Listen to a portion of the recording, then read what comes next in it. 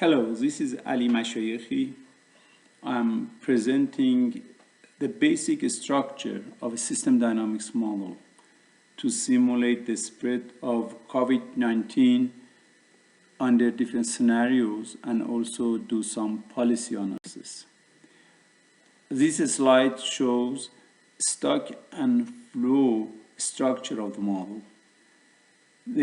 As you can see from the left, there are some susceptible population.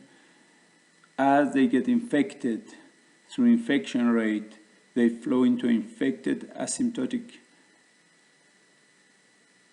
people, and then as symptoms appear after 7 days, I assumed, then we have the population of infected symptomatic persons.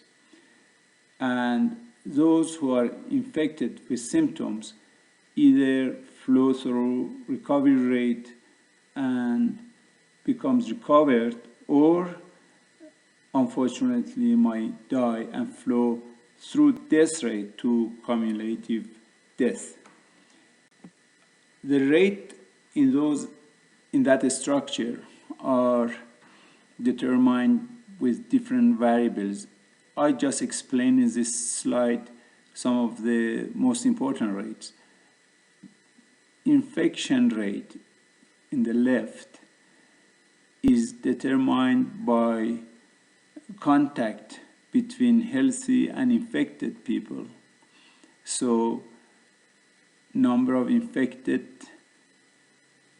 asymptomatic or symptomatic people who are not quarantined, and number of contacts per day, and the number of susceptible determines how many contacts occur in the population, and with infectivity parameter determine the infection rate. The flow between infected asymptomatic to infected symptomatic population is determined by number of infected asymptomatic patients divided by a certain period, which is, as I said, assumed to be 7 days. And then infected people either recover, and the recovery rate is a function of a normal fraction and availability of hospital, which will affect on the recovery rate. And the death rate also depends on infected symptomatic and a fraction that normally die, modified by, again, availability of hospitals. But the parameters that determine the flow rate are themselves calculated in the feedback loops. Let me show some of the feedback loops, some of the important feedback loops. In this slide, you see two reinforcing or positive loops which create exponential growth of the number of patients. One loop is from infected asymptomatic, which contact susceptible people, and then as increases the infection rate, which in turn will increase infected asymptomatic. And that loop works as far as there is enough susceptible people to create an exponential growth. The other loop, of course, is the contact between infected symptomatic people and susceptible population. That also increase the rate of infection and will increase infected asymptomatic, which eventually will increase infected symptomatic people. So these two positive reinforcing loops create an exponential growth in the number of patients, as long as there is enough susceptible population to get sick. But those two reinforcing loops and the exponential growth that they create can be controlled by two other loops, negative loops. This is one of them, which is important. As people here die, the death rate is perceived by the population as death rate increases, the perceived death rate will go up, and when it is compared to the death rate threshold is a death rate that if death rate becomes above that threshold, people will become sensitive and will react based on that. So here we have a variable called ratio of perceived death rate to death rate threshold. And as this ratio increases, it will have some effect on the number of contacts per day. So as this rate increases, people try to keep social distancing and try not to meet as often as they used to other people. So as number of contact per day decreases because of the rise in death rate, contact between healthy and infected people will decrease, and that will control the infection rate. So this is a negative loop. As death rate goes up, contact between people will go down as a result of people becoming more careful to become more careful to protect their life, and also government might intervene to encourage distance learning, encourage social distancing by setting up some regulations. For example, government might encourage people to work at home, or might close the places that people get together, like in restaurants or in the clubs, and maybe in schools. So increase in death rate would decrease contacts, and as a result, the infection rate will decrease. So this is a loop which will control the spread of the disease. But the strength of this loop depends on the way that public and government act. This slide shows two curves, a blue and a red one. The horizontal axis is the ratio of death rate to the threshold of death rate, and the vertical axis, the impact of the number of effect of death on number of contacts.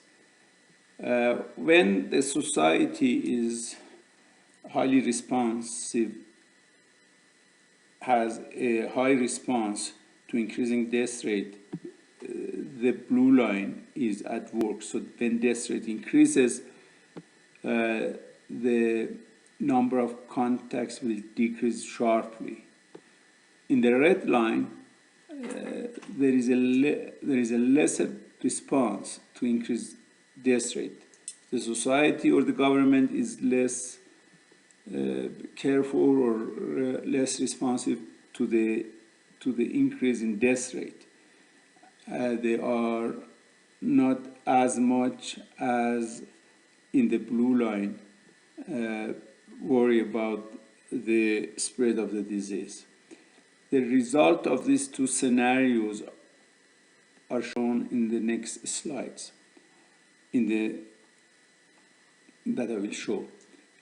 Another feedback loop which is also interesting is the impact of availability of hospital on the death rate and recovery rate.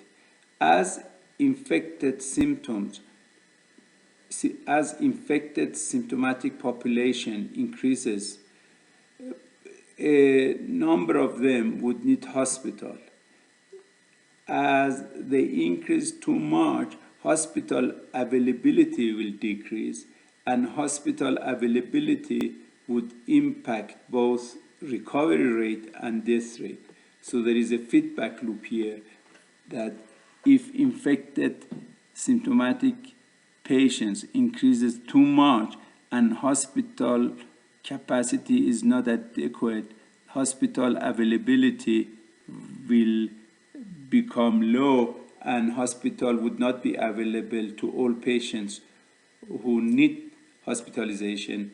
As a result of low availability of hospital, death rate would increase and recovery rate would decrease. And this could happen in the societies that spread of the disease is too high and too many people become infected. There is another negative feedback loop which is also very important in the behavior of the system. As death rate increases and the ratio of perceived death rate to death rate threshold goes up, people might become more careful when they contact each other. So they may be more careful by putting on masks or washing their hands frequently or putting on gloves or not touching different surfaces or not touching each other. So by becoming more careful in those areas, the infectivity rate would decrease. So as death rate increases, people become more careful when they contact each other, and infectivity would decrease. And as infectivity decreases, so does infection rate. Again, the way that people behave in this loop determines the strength of this negative loop to control the spread of the disease. There are we have assumed two scenarios here. The blue line shows a society which is more careful when death rate goes up and they follow good protocols when they meet each other. And the red line represents a society which is not as careful as a blue line. And we will see what would be the difference between this two kind of behavior on the dynamic of the system. Here, this is a total structure of the model. I will not go through that. It looks a little complicated. But let's look at the simulation of the scenario.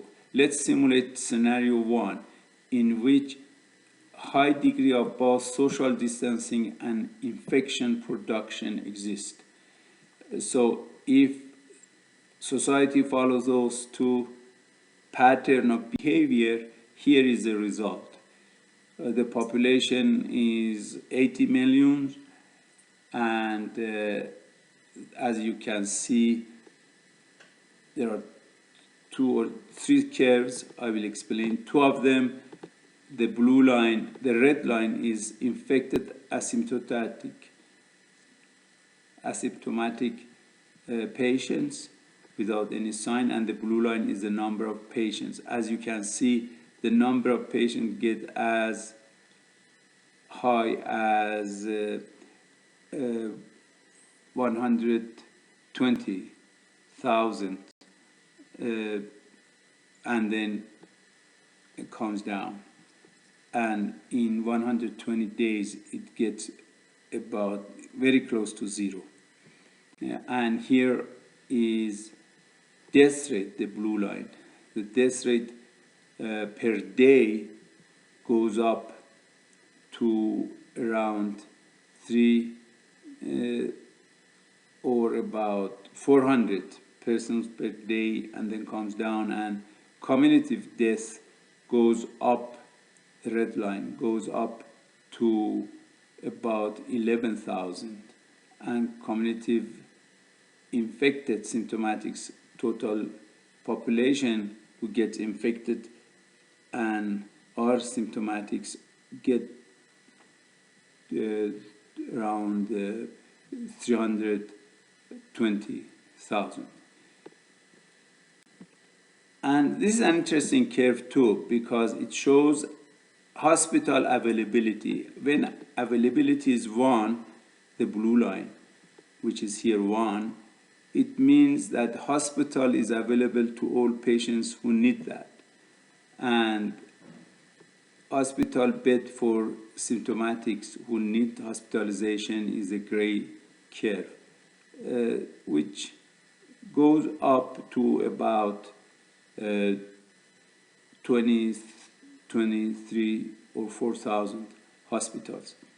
And this means when the society behave as is indicated in scenario 1, there is the hospital would be available to them, and low availability of hospital wouldn't impact death rate or recovery rate in a bad direction. Let's now try scenario 2. In scenario 2, there is less attention to social distancing. So when death rate goes up, people are not as careful as in scenario 1 to keep social distancing. So they go to parties, they go to offices, they go to crowded areas. And when this happens, as you can see in this slide, infected symptomatics or patients, the blue line goes up to around 300,000 and then comes down. And if you look at the death rate and cumulative death, the death rate goes up to around 1,000 perhaps persons per day, which is much higher than the previous scenario. And cumulative deaths, the red line, goes up to 100,000, and the green line, which is cumulative infected symptoms, go to around 3 million people get infected. Sorry, here is a curve which shows hospital availability scenario 2, because in scenario 2 more people get infected during this period of time, around day 40 up to maybe 80. Hospital availability, the blue line, become less than 1, and therefore the effect of hospital availability on death rate, the green line, goes above 1, which means there will be more deaths than normal condition because hospital availability is low. And here is a comparison between scenario 1 and scenario 2. The blue line here is cumulative death in scenario 1, and the red line is cumulative death in scenario 2, which shows that in scenario 1 the number of cumulative deaths is much less than scenario 2, that people don't care about social distancing. And here is the number of patients in scenario 2, which goes up to, as we said, around 300,000, and then the green line shows the number of patients in scenario 1, which is much less. But of course we see a wave in scenario 1 that I will discuss later. In scenario 3, which is the worst scenario, is where when people and governments don't care about social distancing and do not encourage that. In addition to that, they don't care about protecting themselves much when they meet each other. They don't wear masks. They keep touching each other or surfaces, so they don't wash their hands frequently. In this scenario, as you can see, the number of infected symptomatic or patients goes up to around or more than 3 million, and which is much higher than the previous scenario. And cumulative death rate or death rate per day, the blue line, goes up to more than or around 16,000, 17,000 per day, and cumulative deaths, the red line, goes up to around 1,400,000 persons, and cumulative infected symptomatics or people who get infected and become patients, serious patients, are about more than is around 28 million. And here is the impact of hospital availability. As you can see, the blue line shows hospital availability, which starts from 1 and then comes down. Hospital becomes less available as the number of patients goes up, and the impact of hospital availability on death rate, the green line, goes up and increases the death rate as a result. So, and hospital beds for serious symptomatic patients, the gray line, you can see that it goes up to around day 40 or so, gets to a maximum and stays flat, and then comes down after days, maybe 200. It stays flat because there is no bed to be allocated to COVID-19 patients in the hospitals, and because there is no bed but the number of patients are high, availability comes down and would have an impact on the death rate and will increase the death rate. Here is when we compare the number of compare symptomatic patients in scenarios 1, 2, and 3. So as you can see, in scenario 3, the number of patients get more than 3 million, while in number of scenario 2 and 1 is much less. Now let me discuss talk a little bit about the waves of COVID-19, because as we see in different countries and different societies, we are observing some waves. When they control the first wave of COVID-19, after a while the second wave starts. How it happens? See here the simulation of the first scenario, that when the blue line shows the number of patients. When you control the number of patients, it comes down and get close to 0, it starts rising again. And that repeats. Why this is happening? According to the structure, this happens because when the number of patients becomes so low, and as a result death rate becomes very low, people who are tired of keeping social distancing or observing that the death rate is so low, they become relaxed and try to go to crowded areas to go to their work, they get together, but still we know that the virus exists there. In this whole model, we assume that the vaccine is not yet developed and is not available. But the virus never goes to absolute zero, always exists in somewhere, in some bodies.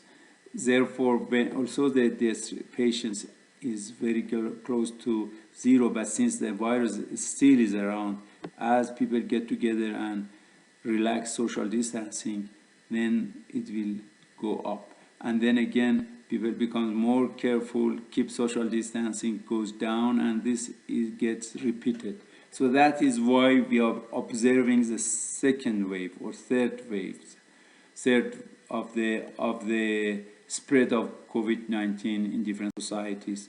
And since every time that goes up, the number of patients goes up, death rate would become more. These two curves, the blue line shows the wave of COVID-19 and the red line cumulative death. As you can see, the cumulative death goes up and it becomes almost flat when the number of patients go to zero. But as the second wave starts, a new number of deaths would occur, and then a cumulative death would increase, becomes flat again as the second wave is controlled, and then again by the third wave, cumulative death goes up, and that continues. So cumulative death will keep going up also as different waves occur in the society. In the second scenario, we also observe some wave because of the same reason and same structure. Let me go through this slide and go to some policies which can be effective in controlling COVID-19. To examine the policy, I added a new piece of structure to the basic stock and flow structure of the model, and that is, let's assume that there is some testing.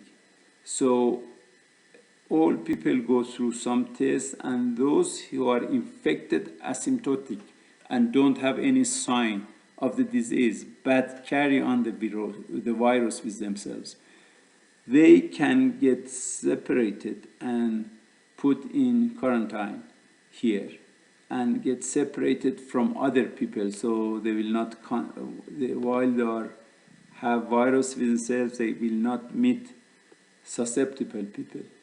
And then after a while they recover, or they flow to they might get their sickness might get serious and die, unfortunately. That part is not shown here, but that is the basic structure that we separate infected people who do not have any sign of the disease and separate them from the rest of the population. If we simulate the model with this policy, with testing from the beginning, the number of patients, infected patients, the blue curve, goes up in scenario 1 to about maybe around 60,000 persons. And when you compare it with the situation that we do not have testing, is the number of patients is much less. The blue line shows a number of patients with testing, and the red line shows a number of patients without testing. In this scenario, in this policy, we assume that every 10 days, everybody will go through coronavirus testing. So if the test is positive, it will be he will be separated from the other people and put in quarantine. And there are other curves which shows what would be the result on death rate and cumulative death rate comparing with when you do not have the testing. We did the same simulation with scenario 2, we got the same result, but let me go to some sensitivity analysis in terms of sensitivity to sequential testing. If we assume the testing appears to be very important in controlling the disease, if we assume that people is tested in 3 days rather than 10 days, so the time between two tests become less, more frequently people get tested, and as a result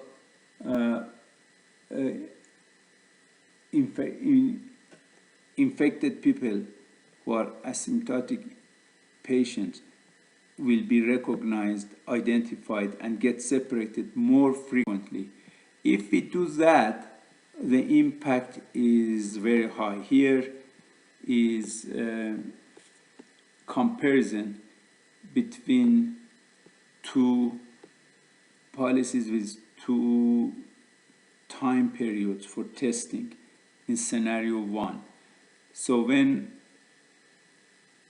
infected symptomatic takes test every 10 days, we have the blue line as a number of patients. And if the testing takes place in 3 days, the number of patients would be on red line, which is much, much less than before.